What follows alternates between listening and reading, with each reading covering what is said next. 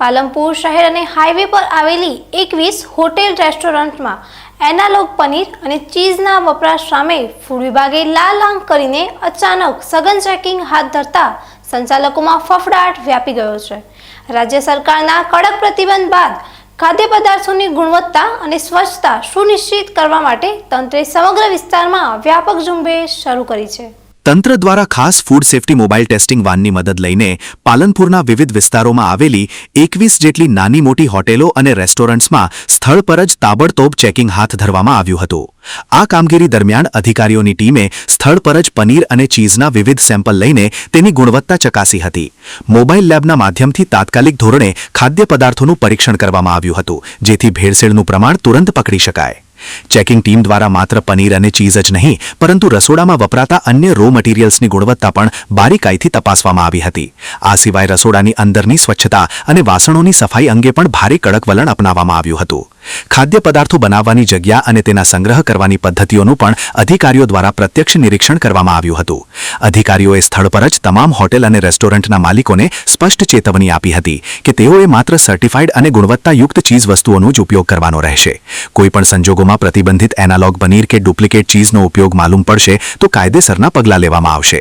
ગ્રાહકોને પીરસવામાં આવતી વાનગીઓમાં ઉત્તમ કક્ષાના રો મટીરિયલ્સનો જ વપરાશ થાય તે બાબત પર ખાસ ભાર મૂકવામાં આવ્યો હતો। રસોડામાં કામ કરતા કર્મચારીઓની શારીરિક સ્વચ્છતા તેમજ સંગ્રહ સ્થાનની સ્થિતિ અંગે પણ કડક સૂચનાઓ આપવામાં આવી હતી। તંત્રે સ્પષ્ટ કર્યું હતું કે લોકોના આરોગ્ય સાથે ચેડા કરનારા કોઈપણ વ્યાપારીને ચલાવી લેવામાં આવશે નહીં। હાઈવે પર આવેલી હોટેલોમાં ખાસ કરીને મુસાફરોનો ધસારો વધુ રહેતો હોવાથી ત્યાં વધારે સઘન તપાસ યોજવામાં આવી હતી। આ દરોડાના પગલે આસપાસના અન્ય ખાદ્ય પદાર્થોના વિક્રેતાઓમાં પણ ફફડાટ જોવા મળ્યો હતો। કેટલાક હોટેલ સંચાલકોએ ફૂડ વિભાગની આ કાર્યવાહીને કારણે પોતાના સ્ટોકની તાત્કાલિક ધોરણે પુનઃ ચકાસણી કરવી પડી હતી। ફૂડ વિભાગની આ કાર્યવાહીથી અચાનક ઊભી થયેલી સ્થિતિને કારણે સમગ્ર પાલનપુરમાં ચર્ચાનો વિષય બન્યો હતો। તપાસ ટીમે સેમ્પલિંગની સાથે સાથે તમામ સંચાલકોને ફૂડ સેફટીના નીતિ નિયમોનું અક્ષરશઃ પાલન કરવાની તાકીદ કરી હતી। જો નિયમોનું ઉલ્લંઘન જણાશે તો ભવિષ્યમાં હોટલના લાયસન્સ રદ કરવા સુધીની કડક કાર્યવાહી થઈ શકે છે। સ્થળ પર હાજર રહેલા અધિકારીઓએ રસોડાની પરિસ્થિતિનો ચિતાર મેળવીને ક્ષતિઓ સુધારવા માટે ચોક્કસ સમયમર્યાદા પણ આપી હતી।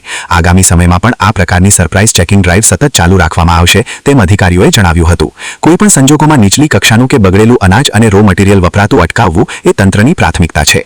ગ્રાહકોના સ્વાસ્થ્યની સુરક્ષા માટે ફૂડ વિભાગ કાયદાનું કડક પાલન કરાવવા માટે પૂરેપૂરું કટિબદ્ધ દેખાઈ રહ્યું છે। ચેકિંગ ડ્રાઈવના કારણે સમગ્ર વિસ્તારની હોટેલોમાં સ્વચ્છતા અને ખાદ્ય સામગ્રીની પસંદગી બાબતે જાગૃતિ જોવા મળી હતી। આ કાર્યવાહીથી ભેળસેળિયા તત્વોમાં ભારે ભયનો માહોલ સર્જાયો છે। નગરજનોએ પણ ફૂડ વિભાગની આ સઘન કામગીરીને ભારે આવકારી હતી।